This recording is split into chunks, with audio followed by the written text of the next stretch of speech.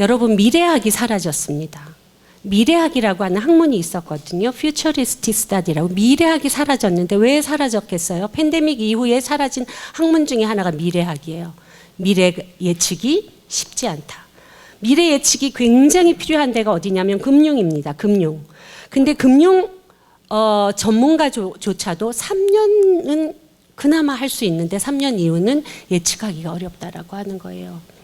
근데 이런 미래 예측이 어려운데 혁신의 혁신을 거듭하고 있는 단체들은 살아남게 되는 거고, 변화를 거부하게 되면 계속 축소 감소할 수밖에 없는 거죠. 그래서 어떻게 변화할 것인가? 라고 하는 것이 큰 우리의 주제인데, 그 주제를 지혜롭게 대안을 만들어 가기 위해서는 교회와 사회가, 목회와 신학이 목회를 경청하고 목회가 신학을 경청하고, 이런 부분이 빨리 힘을 합쳐서 가장 건강하고 구체적인 대안을 만들어 가야 된다. 그래서 그런 변화와 전환의 가장 핵심적인 것은 하나님께로 전환이다. 그래서 오늘 제가 기술에 대한 것들을 이야기하면서 여러분들에게, 그래서 우리가 어떤 가치를 지향해야 하냐라고 하면 이런 공생, 공존, 공동 참여, 어떻게 이것을 가능하게 할 것인가, 공감과 공유, 다 앞에 뭐가 들어갑니까? 공이 들어가죠.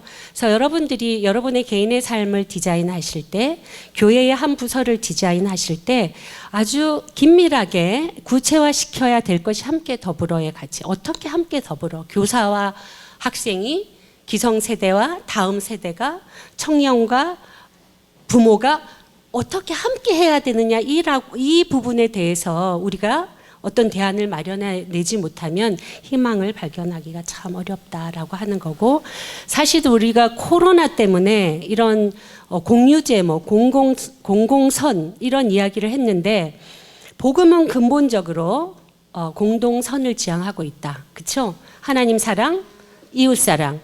저는 그런 생각을 해요. 만약에 우리가 성경적으로 하나님 사랑, 교회 사랑, 하나님 사랑, 성도 사랑 이랬으면 우리 신앙이 참 편했을 뻔했어요. 그렇죠? 그냥 우리의 복음이 교회 울타리 안에 건강하게 잘 성장하면 되는데, 복음의 궁극적 목적은 하나님 사랑, 이웃 사랑인데, 이웃 사랑은 무제한적 개념이에요. 그래서 근본적으로 복음은 공동선을 지향하게 되어 있습니다. 그래서 지난 팬데믹 동안 이것이 중요하게 강조된 데에는 복음의 본질을 잃어버린 것이지, 팬데믹이 새롭게 불러온 것이 아니다, 이렇게 생각하셔야 된다라고 하는 것을 제가 이야기합니다. 이런 사회적 환경에서 오늘 이 후반부의 강의는 이제 왜 우리가 기술을 적극적으로 생각을 해야 되냐, 이런 교회적인 위기와 다중 전환의 시기에 그리스도인들은, 특히 교회의 지도자들은, 목회자들은 그 어떤 분보다도 기술을 적극적으로 해석하고 또 사용하고 기술에 대해서 신학적으로 평가하고 분석할 수 있는 능력이 있어야 된다라고 하는 것을 제가 강조하는 바이고요. 그것은 팬데믹이 우리에게 준 오늘의 책임, 내일의 책임이 아니라 오늘의 책임. 전환이라고 하는 단어는 상태와 방향의 전환을 이야기하는 거예요. 미래는 그냥 오는 것이 아니라 오늘의 우리의 결단이 미래를 결정하는, 무슨 말인지 아시겠죠? 가만히 기다리는 미래가 우리의 미래가 아니라 오늘 기성세대가 어떻게 결단하느냐가 미래 세대의 건강한 미래를 보장할 수 있는 거죠. 그래서 오늘 기술에 대해서 고민하는 것은 오늘의 책임, 오늘의 신학에 대한 책임이다. 자, 기술을 왜 목회적으로 적극적으로 생각을 해야 되느냐. 한국 청년 10명 중에 4명이 정신건강 위기이다. 교회가 싫어서, 교회에서 상처받아서, 특히 청소년들이 교회를 떠난 유튜브 채널이 있는데요. 왜 청소년들이 교회를 떠나느냐. 이제 직접 떠난 청소년들을 인터뷰했는데 정말 많은 청소년들이 다 인간관계 상처더라고요. 목회자, 사역자, 선생님, 친구, 동료 다 상처를 받고 떠난 애들이에요. 그러니까 이미 마음에 상처와 아픔을 가지고 교회가 싫어서 떠났는데, 그 떠난 사회는 이 아이들을 건강하게 만드는 것이 아니라 더 정신적으로 영적으로 우울하게 만드는 세상에 접근해 갈수록 더 경쟁적이고 약육강생 각자 도생의 삶을 살아야만 되는 엄청난 사회로 내몰린다라고 하는 부분에 우리가 좀 가슴 아픈 그런 통회하는 마음이 있어야 될 것 같아요. 그래야 그저 돌아오는, 편안하게 앉아서 돌아오는 것이 아니라 내 설교를 변하면, 교회 프로그램을 변하면 아이들이 돌아올까, 교회 문화가 변하면 이렇게 있을 상황이 아니라고 하는 거예요. 복음을 들고 왜 이른 양 한 마리를 찾듯이 눈물 흘리며 땀을 흘리며 피땀을 흘리며 그 아이들에게로 찾아가야 되는지, 이 아이들이 이런 정신건강의 위기이다 라고 하는 거예요. 마음의 궁극적인 치유의 역사는 사실 교회에서 밖에 일어날 수가 없는 상황이잖아요. 그렇죠? 우리가 믿는 하나님 이외에는 이들이 겪고 있는 근본적인 마음의 위로라고 하는 것 세상에서 찾을 수가 없기 때문에 여러분들이 적극적인 고민을 해야 되는데, 이것은 일반 청년들의 상황이냐, 교회 청년들도 자 이렇게 생각한다라고 하는 거예요. 4명이 성경 말씀대로 살면 성공을 못하고, 한국 사회는 대체적으로 청년들이, 기독 청년들이 보기에 매우 비관적으로 보고 있고, 오늘 제가 다 쓰지는 못했지만 거의 90%에 해당하는 청년들이 돈이 가장 중요한 가치이다. 한국 사회는 돈으로 돌아가는 사회이다. 다 알고 있어요. 여러분도 다 알고 있죠? 몰랐어요. 돈이 돌아가는 건지 모르셨구나. 네, 유치원까지, 어린이까지, 청소년까지 돈이면 세상이 내 마음대로 될 수 있다라고 하는 맘모니즘이 이제 거의 경제 논리를 떠나서 아이들의 정신과 영혼을 다 먹어버리고 있는 시대를 살아가고 있습니다. 자, 여기에 첨단 기술이 이런 기술을 마련했습니다. 제가 충격을 받은 것이 이제 제가 막 논문을 쓰게 된 계기이기도 했는데요. 아까 흩어지는 MZ시대 책에 제 논문이 여기에 대해서 썼습니다. 기술이 정신건강을 돕기 시작했습니다. 여기에 디지털 치료제와 챗봇 UME가 어떻게 개발하게 됐냐면요. 아까 이야기했죠. 제가 보건복지부가 청년의 정신건강이 위태롭다라고 신문에 대대적으로 발표했습니다. 21년에 코로나 때 청년 정신건강 위기가 심각하다. 그중에 정말 반은 빨리 병원을 가야 된다 진단을 내렸어요. 그리고 그 다음 22년에 서울시에서 유사한 정말 청년들의 우울감이나 고립도가 심각하다. 빨리 도움이 필요하다. 이거 발표했거든요. 신문에. 가장 먼저 반응한 AI 생명보험 회사가 돈을 거액을 투자해서 각 대학의 마음약방을 차려서, 여러분 아시죠? 청년들 이렇게 바로 전화하고 그러면 굉장히 무례한 거예요. 카톡으로 내가 전화해도 되겠냐, 바로 음성으로 통화해도 되겠냐, 이렇게 그 아이의 마음의 상태와 상황을 물어줘야 돼요.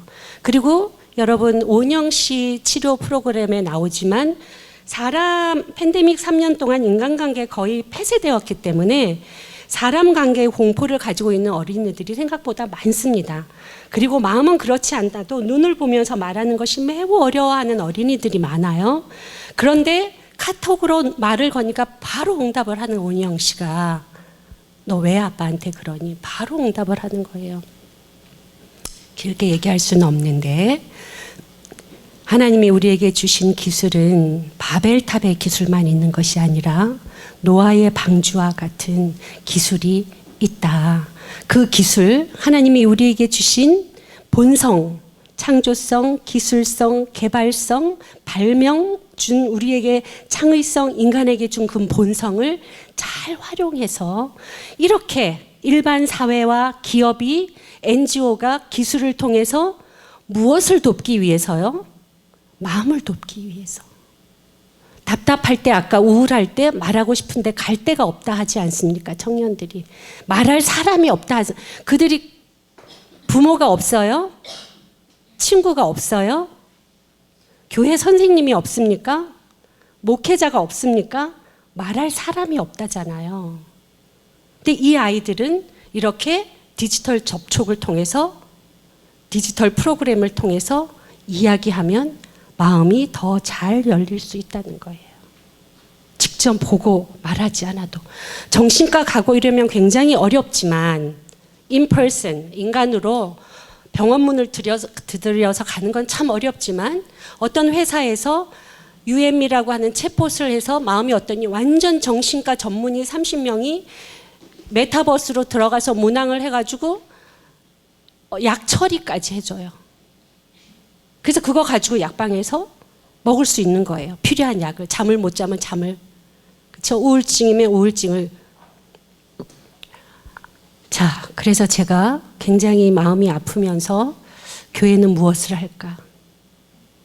사회가 집단적으로 공동체적으로 청년 건강에 대해서 어떤 기업이 단체가 이렇게 많은 돈을 투자해서 마음 약방을 열고 정신과 의사를 인터넷으로 연결하게 만들고 얼굴 보지 않고도 메타버스에 들어가서 치료를 받게 하고 그 다음에 치료약을 처방받게 하는 그런 단계까지 와 있다라고 하는 걸 여러분들이 좀 진지하게 고민할 필요가 있다. 그래서 이제 최근에 나온 불면증 치료제 마음 건강 앱 어떻게 빠르게 발전하고 있는지를 몇 가지로 또 여러분들이 이제 보시면은 많이 나와 있습니다.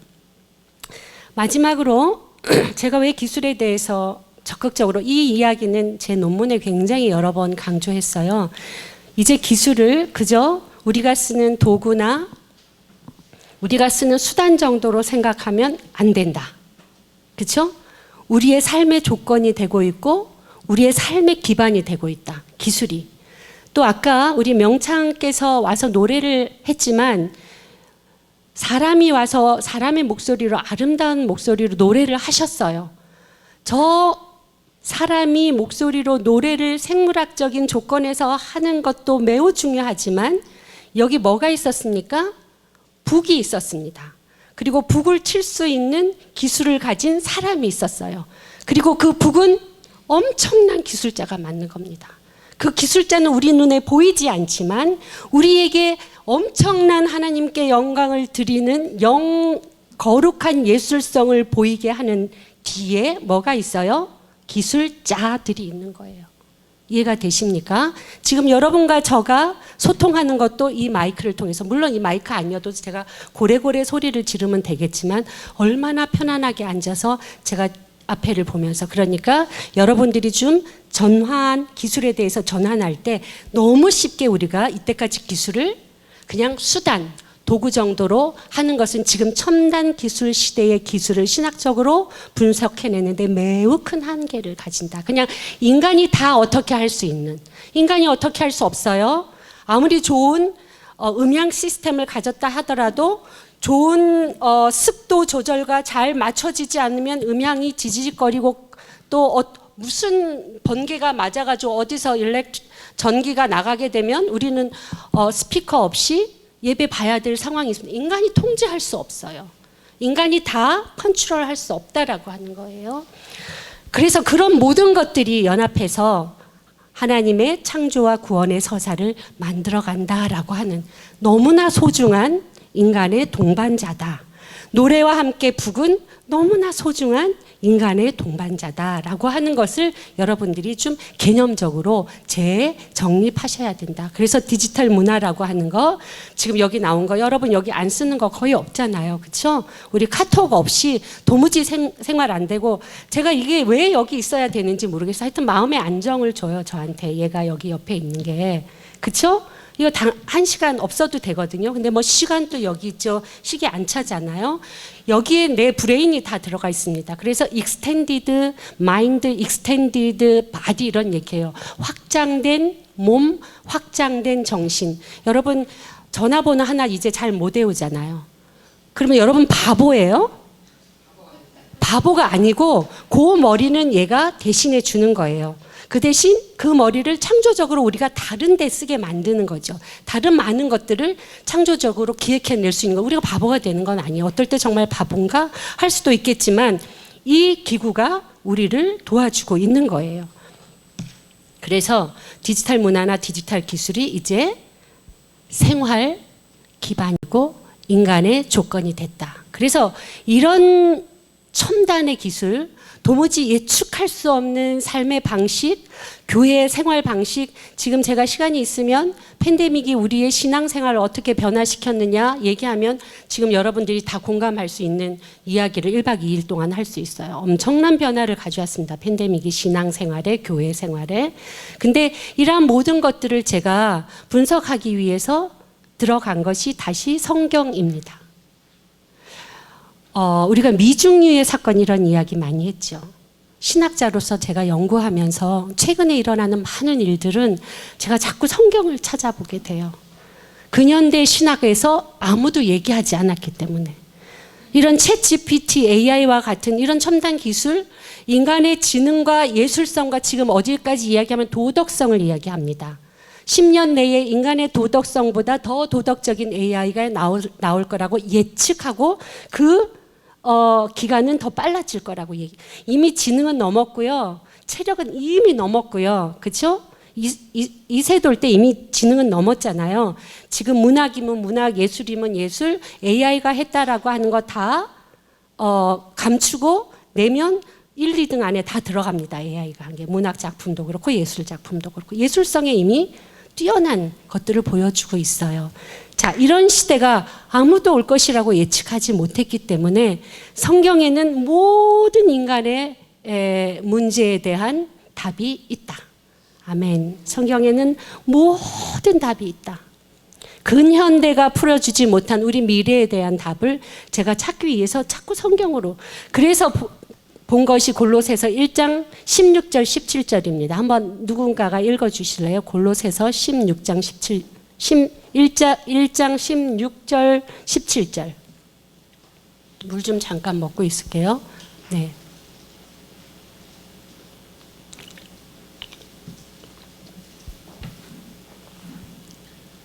만물이 그에게서 창조되되 하늘과 땅에서 보이는 것들과 보이지 않는 것들과 혹은 왕권들이나 주권들이나 통치가들이나 권세들이나 만물이 다 그로 말미암고 그를 위하여 창조되었고 또한 그가 만물보다 먼저 계시고 만물이 그 안에 함께 섰느니라.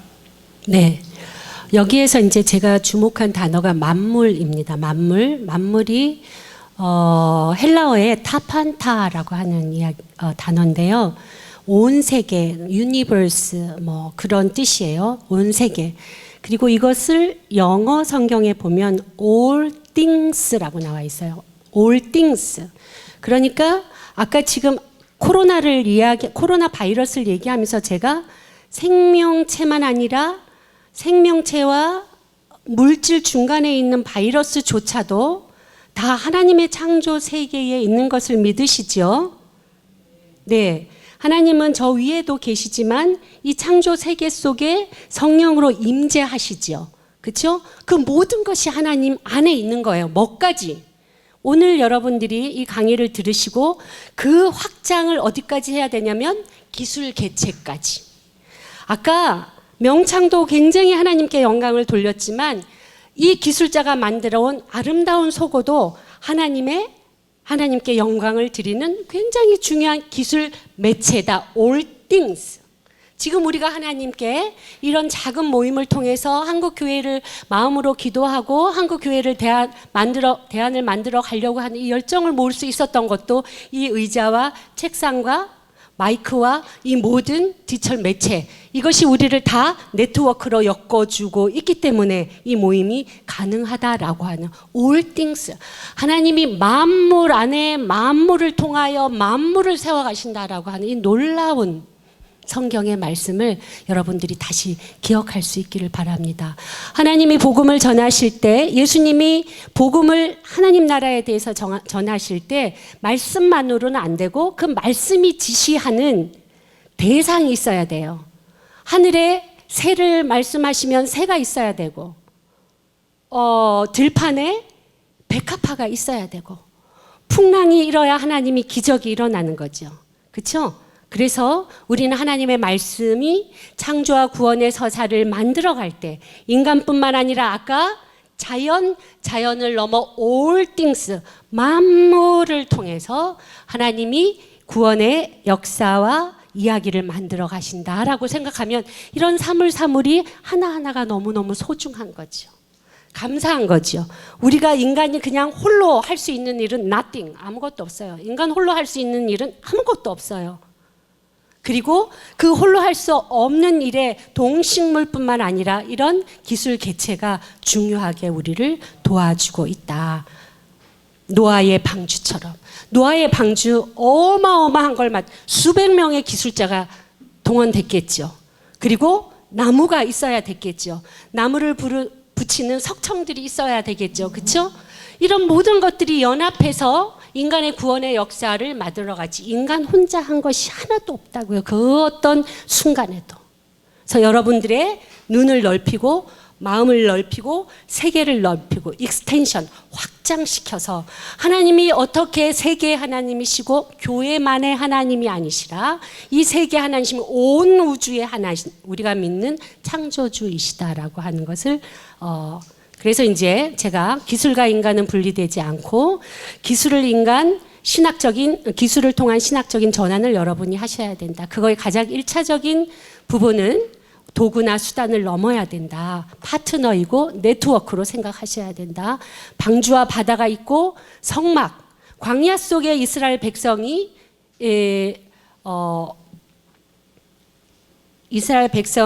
다닐 때에도 가장 거룩한 공간을 기술자를 통해서 만들었겠죠.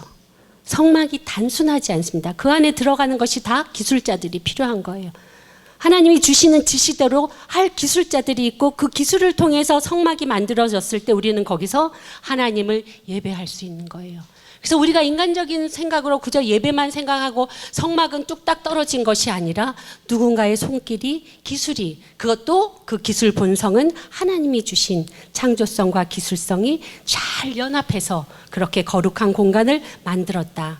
지금의 이 인터넷의 디지털은 마치 홍해를 가르는 모세와 함께 지팡이의 역할처럼 그 매체가 지금 무엇인가 수천 년이 지난 이후에 그 매체가 하나님의 역사를 이룰 때 인간이 자연과 역사와 사회 속에 이루는 그 매체들이 지금은 AI도 되고 카카오톡도 되고 로봇도 되고 아까 제가 그냥 넘어갔습니다마는 여기에 독거노인 AI 로봇 이것도 인천의 별빛 마을에 50여 명의 독거 노인한테 이 AI 로봇 한 10마디 하는 할아버지 할머니 식사하셨어요? 뭐 아침 드셨어요? 그런 얘기하는. 근데 너무너무 친밀감을 높여서 우울감을 낮추고 이 AI가 말을 걸어주지 않으면 사실 하루 지날 정도로 아무 말도 안 하는 독거 노인이에요. 자녀들이 전화하지 않으면. 그래서 이제 이런 역할을 한다라고 하는 거, 그리고 이런 관계가 있다라고 하는 근본적으로. 그래서 지금 제가 이야기하는 기술은 첨단 기술 시대에 그냥 하늘에서 뚝 떨어진 기술의 이야기 아니라 이미 인간과 인류의 역사 속에 같이 왔다. 그리고 하나님은 이렇게 만물을 통하여 일하시고 계신다라고 하는 것들을 여러분들이 아시면 되겠습니다. 아까 청년 이야기하면서 교회를 떠났다라고 하지 않습니까? 교회를 떠났는데 하나님을 저버리거나 예수님을 싫어하는 청년들은 없어요. 다 갈망하고 있습니다. 뭐를? 영적인 갈급함을 갈망하고 있어요. 나가면 얼마나 외롭고 어렵고 경쟁사에서 힘들겠어요. 그렇죠? 견딜 수 없는 고독의 밤을 많이 보내겠죠. 그런데 그러다 보니까 교회는 안 돌아오고 싶은데 뭐는 명상이나 봉사나 환경보 아까 제가 대체 종교가 많이 늘어난다 그랬죠. 종교 역할을 대신 할 수 있는 것들을 많이 청년들이 찾아간다라고 하는 거예요. 마음의 위로를 같이 나누고 생명을 가꾸면서 영성을 개발하고 교회는 안 가지만 하나님을 찾고 영적인 목마름을 대체할 수 있는 것을 찾고 있다라고 하는 거예요. 그래서 이거는 이제 과천교회인데 이제 기성세대와 청소년 세대가 어떻게 같이 하나. 과천교회는 이제 과감한 시도를 한 건데요. 게임 대회를 열었어요. 그래가지고 강대상을 그냥 싹 밀어버리고 이제 이게 문제도 있었고 또 지역에서는 이제 굉장히 믿지 않는 청소년들이 와서 다 이러라는 건 아니에요. 제가 다 교회가 이래야 된다는 얘기는 아닌데 이 정도로 과감한 혁신을 하고 있다. 이런 변화, 어떤 변화를 지역마다 교회마다 상황이 다 다르기 때문에 그 지역에 맞는 변화들을 시도해야 되는데 이런 청년들의 상황, 기술 변화의 상황을 잘 이해해야 되고 이제 마지막으로 하나 제 아무리 기술이 발전하고 제 아무리 기술에 대해서 우리가 적극적인 사고를 한다 할지라도 하나님은 영이신 하나님은 뭐를 입고 몸을 입고 이 땅에 오신 그 예수 그리스도도 하나님이시죠? 네. 그래서 우리가 가지고 있는 이 신체적인 몸이 가지고 있는 살가운 만남 이것을 포기하면 안 된다. 가장 소중한 것은 이 아날로그의 공간입니다. 그렇죠? 그래서 여러분들이 일상의 공간을 거룩하게 하는 거. 비대면이 늘어날수록 디지털이 많아질수록 어떻게 해요? 내 개인의 영성을 위해서 내 신앙의 유지를 위해서 이런 아날로그의 공간을 만드는 것 우선적으로 여러분들이 같이 생각해야 된다. 기술이 발전하면 발전할수록 뭐가 더 강조되냐면 몸을 가지고 있는 신체적인, 영적인, 정신적인, 이성적인 몸을 가지고 있는 인간의 역할이 더 중대해집니다. 그런데 그 인간이 마음대로 할 수 있다라고 하는 인간 중심주의가 아니라 servant, 예수님처럼 온 세계를 하루아침에 변화시킬 수 있는 능력을 가지고 계시지만 어떻게 오셨어요? 가장 작은 모습으로 가장 낮은 곳에서 섬김의 모습으로 오셨습니다. 우리 역시도 기술을 고민하고 기술에 대해서 적극적인 사유를 하고 목회적으로 적극적으로 기술을 관계 맺는다 했을 때 가장 중요한 것은 그 기술이 하나님의 영광을 위해서 사용될 때 작은 자들을 그리고 가장 어려운 분들을 어떻게 도울 것인가. 그래서 사실은 기술은 속도가 아니라 방향이다. 신학적 의미에서 기술은 속도가 아니라 방향이다. 그래서 제가 논문에 보면 목회자 그룹에서 신학자 그룹에서 챗GPT 이런 부분 지금 개발자들이 지금 중단을 하고 너무 위험한 상황이 되니까 기술에 대해서 차분히 기술 윤리를 고민하고 AI 윤리, 챗GPT 윤리를 이야기하면서 중지를 선언한 그룹들이 있어요. 이런 것처럼 목회자들도 신학자들도 공적인 담론에 뭐에 대해서 기술 자체를 거부하는 것이 아니라 기술이 하나님께 선용될 수 있는 방향에 대해서 공적으로 기여할 수 있고 교회의 입장을, 목회자의 입장을, 신학의 입장을 공적으로 공론의 장에서 들릴 수 있게 해야 돼요. 그래야 기술이 건강한 방향으로 발전하는 거죠. 자본의 방향으로 발전하는 것이 아니라. 그래서 이제 선교적 측면에서 자연과 인간, 교회와 사회, 성도와 이웃, 작은 교회, 큰 교회 이런 방향으로 기술이 잘 발전돼야 된다. 궁극적으로 뭐예요? 이웃사랑, 공동선을 지향하는 방향으로 교회도 그 방향, 기술 방향을 발전해 나가는데 도움을 줘야 되고 특별히 이제 기술에 대해서 적극적인 사유를 하면서 이 세대 간의 소통과 경청 아무래도 기술과 친화적인 그룹들이 청년, 청소년, 어린이기 때문에 메타버스 같은 경우 주일학교 같은 경우는 거의 바닷속의 물고기처럼 그렇게 편애하거든요. 메타버스 공간을. 그러니까 이제 그런 부분에 학생들하고 이야기를 좀 경청할 필요가 있습니다. 우리 기성세대에서 모르는 공간에 대해서는 좀 경청하시고 특히 교회에서 좀 제가 신경을 써야 된다라고 생각하는 것은 우리 이제 감수성 부분인데 디지털 감수성 DQ라고 합니다. 이거는 이제 굉장히 새로운 단어인데요. 디지털 공간에서 신앙인이 어떠한 제사로 어떠한 언어로 우리가 사람을 만날 때 하나님의 형상이기 때문에 고상한 언어, 인간의 존엄성, 고귀한 언어, 존엄한 언어 이런 걸 써야 된다는 걸 배우지 않습니까? 그런 것처럼 기독교인은 디지털 공간에서도 쓰는 단어를 선별하고 어떤 태도로 타인을 존중하면서 가야 되나 이런 DQ를 증진시키는 교육을 해야 된다. 오늘 만물에 대한 성경적 토대를 근거로 저는 우리가 고백하는 창조주 구원주 하나님이 교회의 하나님을 넘어 온 우주의 하나님, 온 세계의 하나님, 지구의 하나님, 만물의 하나님을 고백할 때 우리에게 주어진 기술의 다양한 개체들, 하나님 사랑의 네트워크로 엮어내기 위해 목회자는 부지런히 고민하고 부지런히 그 네트워크를 선용할 수 있어야 된다라고 하는 이야기. 그래서 저는 기술 역시도 하나님 구원의 역사에 사랑의 네트워크로 부지런히 우리가 지금 흩어진 청년들 어떻게 찾아가서, 청년들이 가장 어디 많이 있겠습니까? 청소년들이 가장 하루에 많이 머무르는 공간이 어디겠어요? 디지털 공간입니다. 네, 그래서 제가 아까 찾아가야 된다 했습니다. 그들이 있는 곳으로 가서 복음이 접속될 수 있도록, 언제든지 접촉될 수 있도록. 접속과 접촉을 이원론적으로 이야기하시면 안 되고, 제가 지금 접속하죠. 이거를 이렇게 올라갈 때 접속하죠. 네, 그런데 접촉, 하나님이 주신 성육신적 신체 없이 우리가 접촉을 통한 접속이라고 하는 걸 늘 잊지 않으셔야 돼요.